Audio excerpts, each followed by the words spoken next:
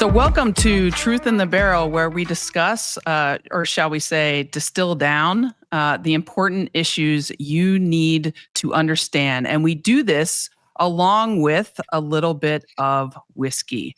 I'm Amy McGrath with my co-host, Denver Riggleman, and this is our Devil's Cut episode. That whiskey looks really good. I tell you what, I wish I was drinking that with you right now. But Amy, we're going to have some time to do that. So I want to start this by reading to you 3 headlines, okay, just from the last week. Here's the first one. From the Financial Times. From Berlin to Tokyo, the fears of a new nuclear arms race. From The Economist. Europe thinks the unthinkable on a nuclear bomb. And from the Wall Street Journal. Trump prompts European calls for a homegrown nuclear umbrella. What the real headline should be, Denver, is this. Trump will likely be responsible for more countries gaining nuclear weapons. That's what I want to talk about today. Before we do, we have to take a little bit of a step back and just kind of explain where we're at with these weapons, because it's not something that we normally talk about, right? I mean, during the Cold War, there was a big nuclear scare, but a lot of people don't really think about nuclear weapons anymore. And I think they should. I mean, me and you both being prior military, I think we think about cascading effects a lot. And we think about, well, what the heck's going to happen, right? If we have a superpower like the United States, it sort of falls out of favor with NATO or the EU. And I think, Amy, and you know this topic really, really well, probably better than I do. What is there, 9 countries that are nuclear capable right now? Yeah, is that correct? There are, and again, if we take a step back, we know that we dropped the atomic bombs on Hiroshima and Nagasaki, right? And since then, 9 countries have developed or gained nuclear weapons.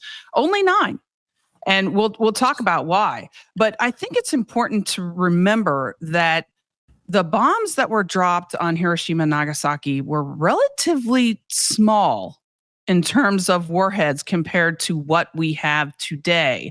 And I know, Denver, you were in the Air Force, and so the Air Force dealt a lot with these types of weapons, as does the Navy.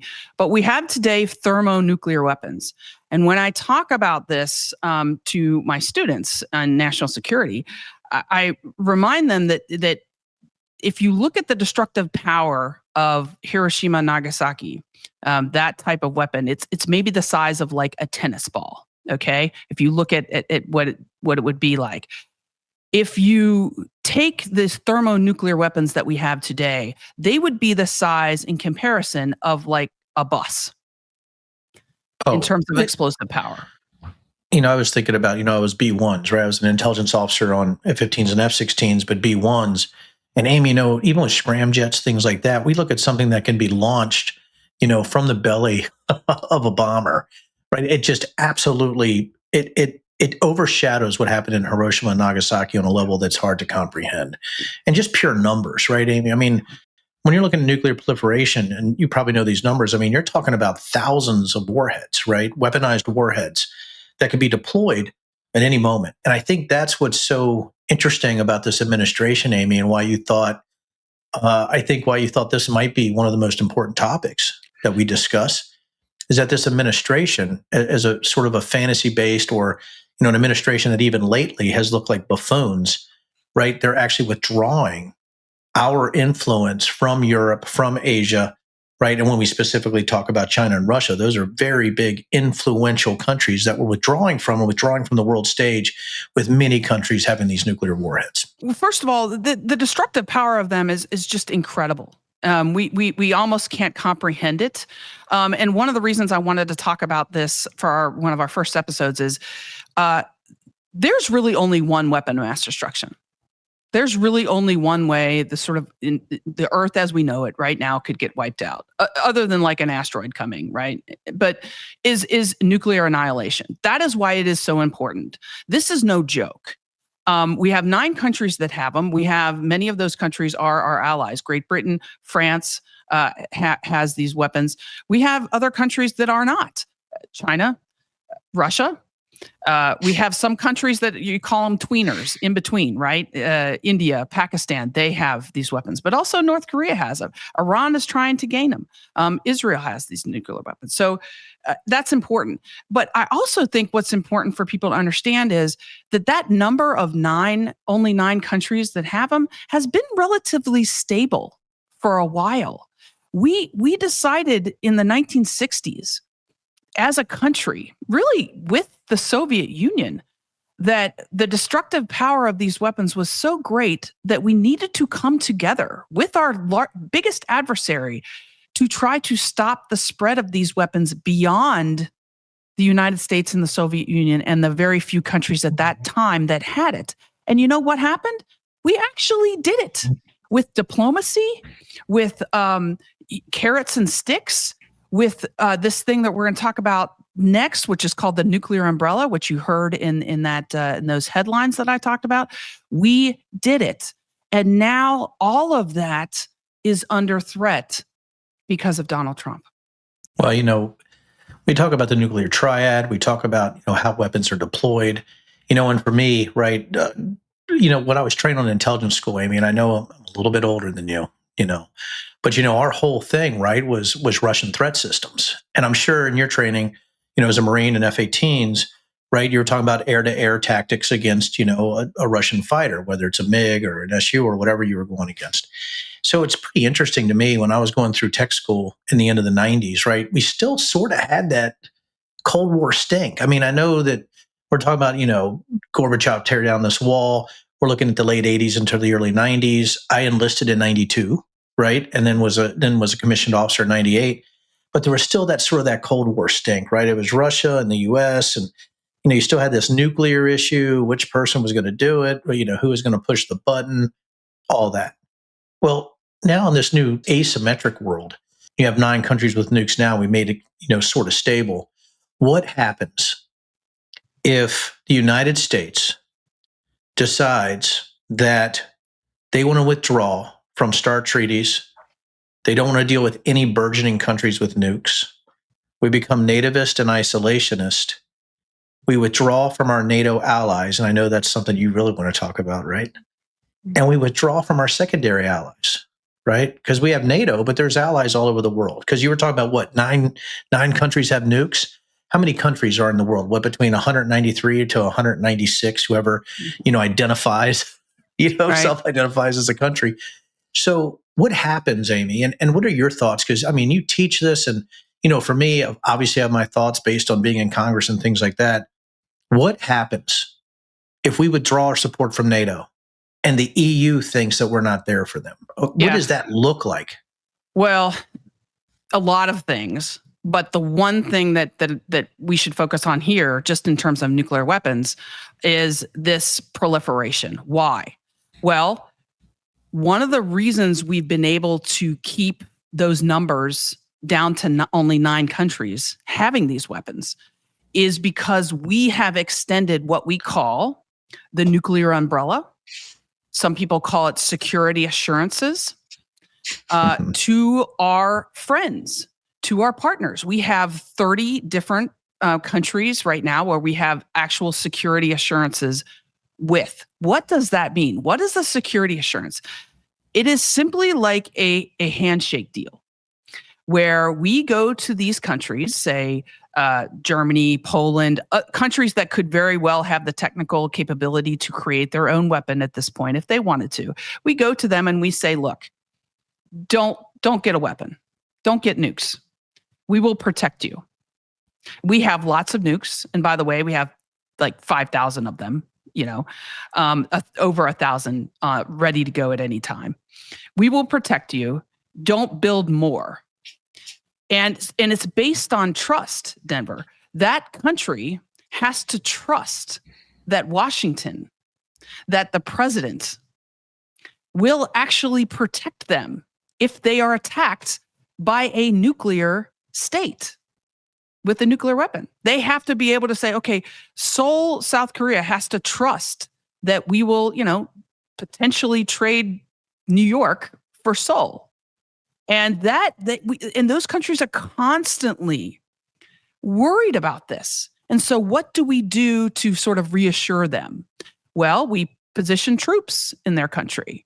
We position nuclear warheads in their country. They don't protect those nuclear warheads. They don't own them. They're protected by U.S. troops, as you know, but they're positioned in their country, and their air forces trained to be able to drop those bombs in the event that there's a nuclear conflict. We would hand over those weapons. That's a way for us to assure them.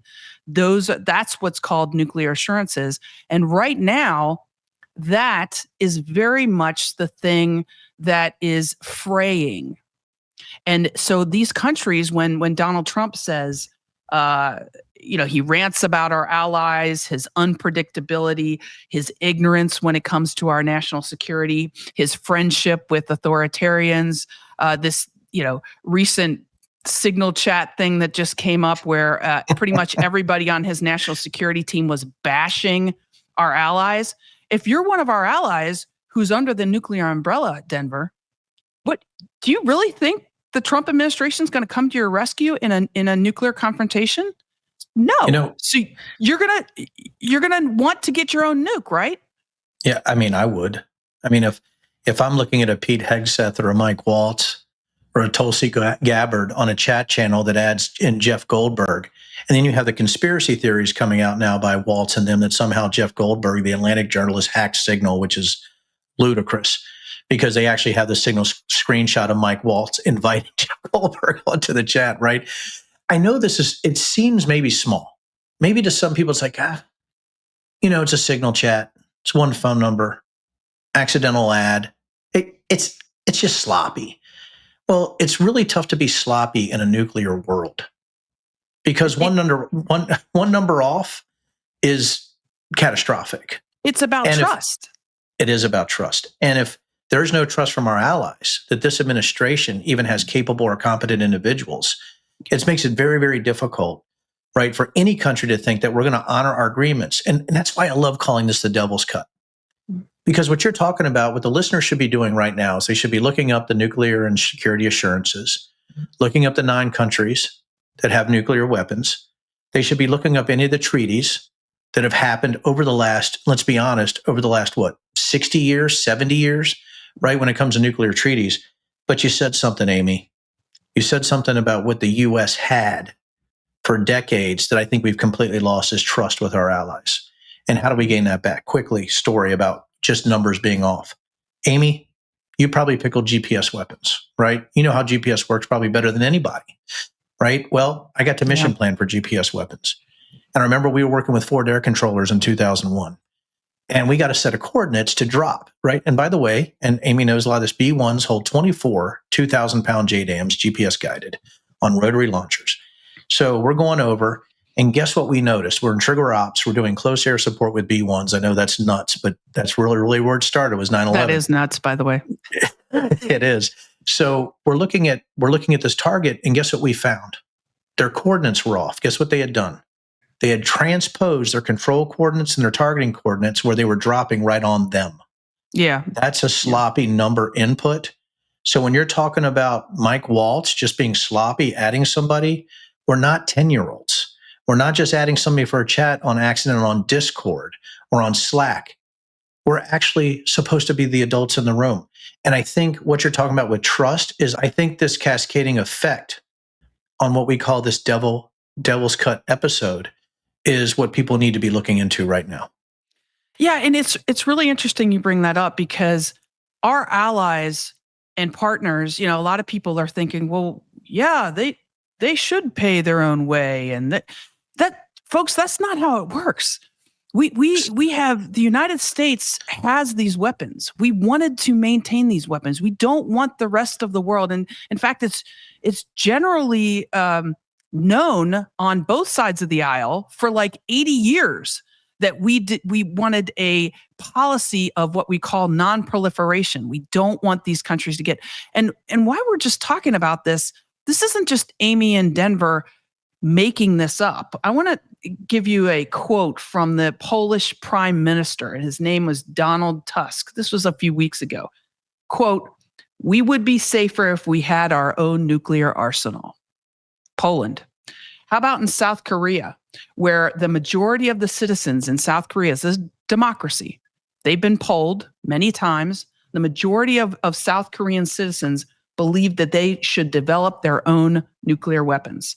And by the way, the leaders there on both sides of the aisle, in their aisle in South Korea, both believe that they should have enough nuclear material to basically get a bomb within 2 weeks. So what that means is bring them to all the way up to what's called the nuclear threshold there.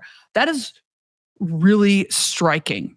And by the way, in South Korea, they have the highest density of nuclear reactors in the world. So it's not like it would be really hard for that country to get a nuclear weapon. Just so you know, if you have nuclear power, you pretty much have the technology to be able to develop a nuclear weapon on your own. What countries can do that? Many of them.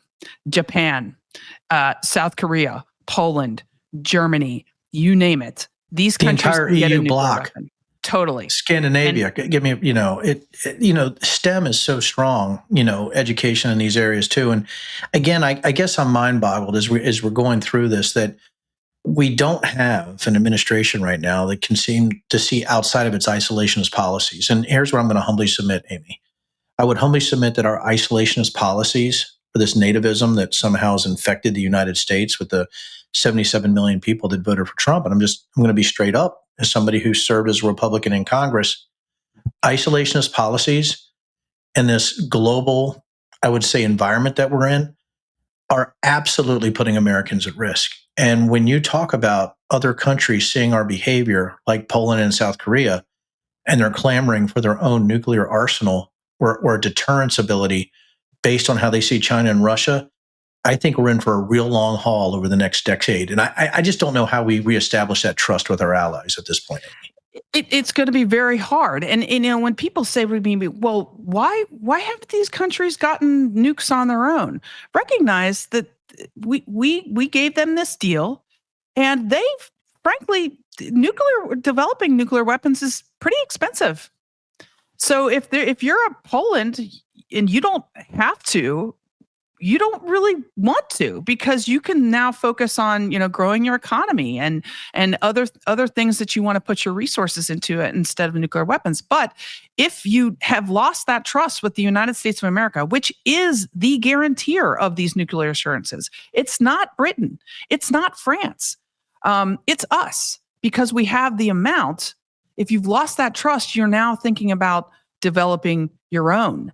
And this is something new. This is not something that you saw under last Republican administrations. It's not something you saw under Democratic administrations. It's purely a function of this Trumpism, which in my belief is very, very dangerous for our world. Well, Poland, we know why Poland has a pucker factor of 10 right now, looking at, the American administration is playing naked twister with Putin right now. I mean, that's really what it comes down to. We really look like we're friends of Putin. And I think that Poland's going, wait a second, we're NATO, for God's sake. And if we capitulate, even if we finalize, what's going on in the Crimea, and I know we can talk about Ukraine in another show, but there's a reason Poland has a pucker factor. How about South Korea? They're always going to have a pucker factor because of North Korea. And when you look at Donald Trump saying that Kim Jong-un, the guy with the bowl haircut, is one of his good friends, right? A murderous, honestly, piece of right? Piece of shit, right? That's over North Korea. No wonder South Korea, they're polling South Korea's like, for the love of God, give us nukes. We don't need to rely on those buffoons over there. I don't want J.D. Vance coming over here, right? Yeah, or Stephen Miller. And it only takes one country, whether it's Turkey or South Korea or Poland or Germany. It only takes one for the dam to break. And once it breaks, you're going to see all of these countries race to get a nuclear weapon because they cannot trust the United States. Look, France made this determination back in the 1960s when they developed their own weapon. Charles de Gaulle basically said, I don't trust that you're going to trade Paris for New York, and they developed their own. Since then, we've been able to institute some, like we talked about, carrots and sticks, the Nuclear Non-Proliferation Treaty, which is another treaty that helps stop the proliferation of weapons. And in general, those efforts have been very successful. minus North Korea, like North Korea. Okay, they pulled out of the treaty. Iran is trying to get a weapon, but in general, having only 9 countries have these weapons is really a victory of the post-World War II grand strategy that our greatest generation built for us. And that was a world where the United States had some real responsibilities. And I don't think Donald Trump understands that. And this is, in my mind, the biggest one.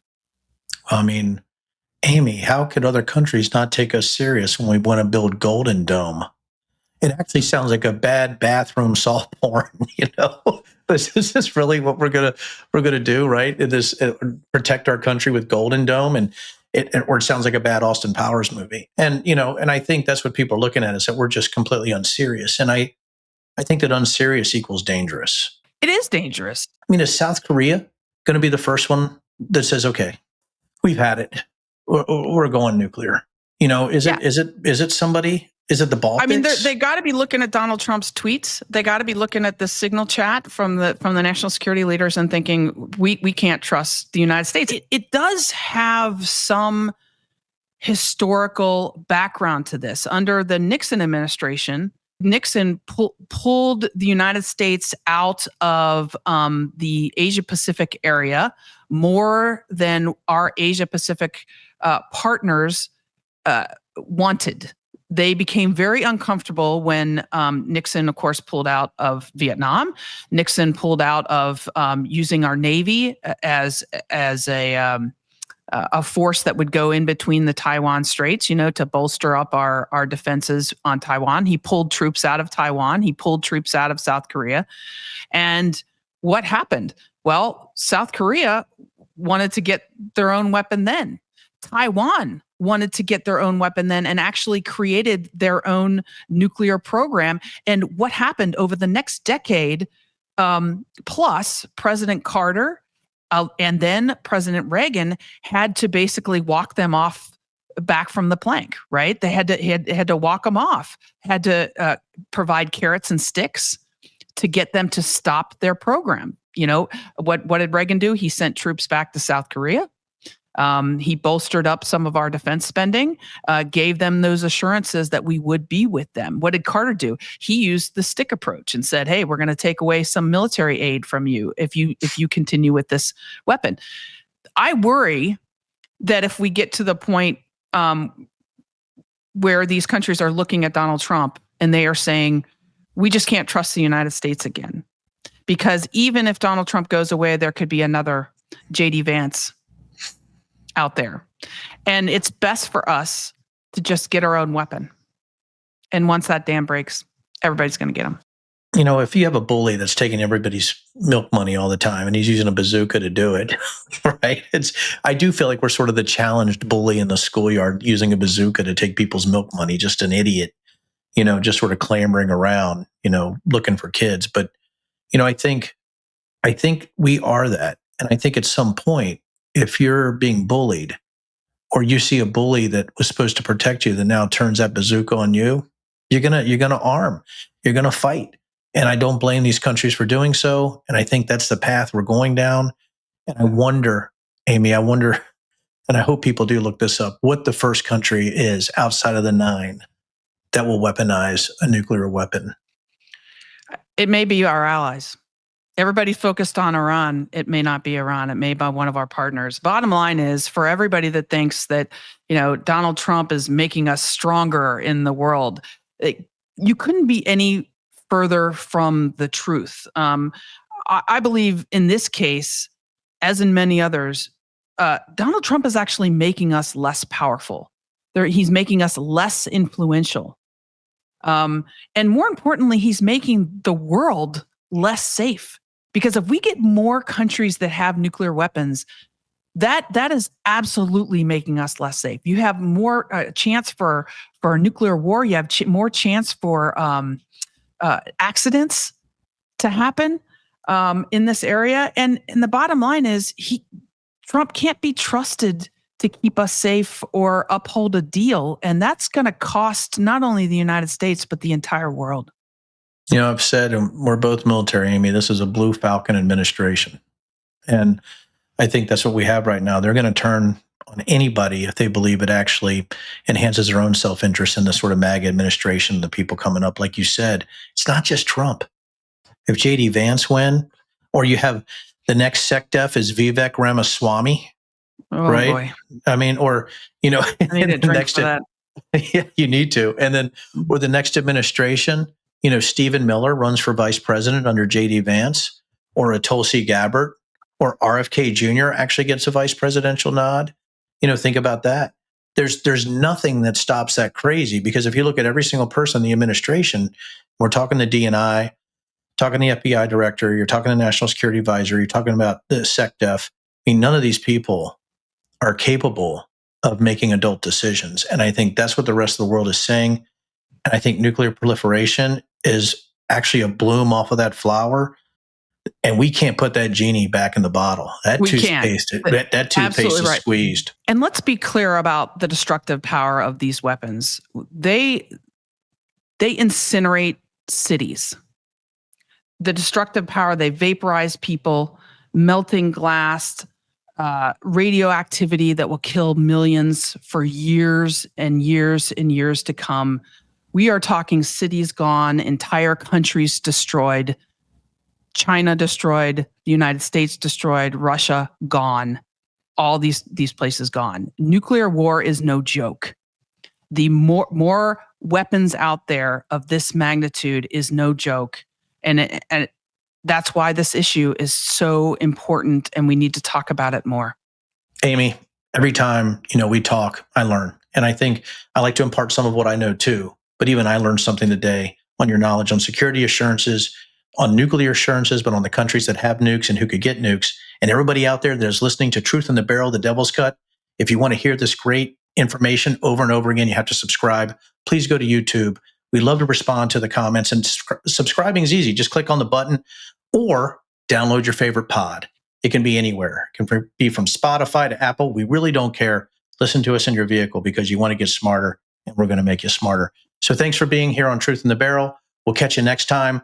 Listen to me and Amy. But again, don't forget us, YouTube or pod, and we'll see you later. And welcome to this incredible podcast.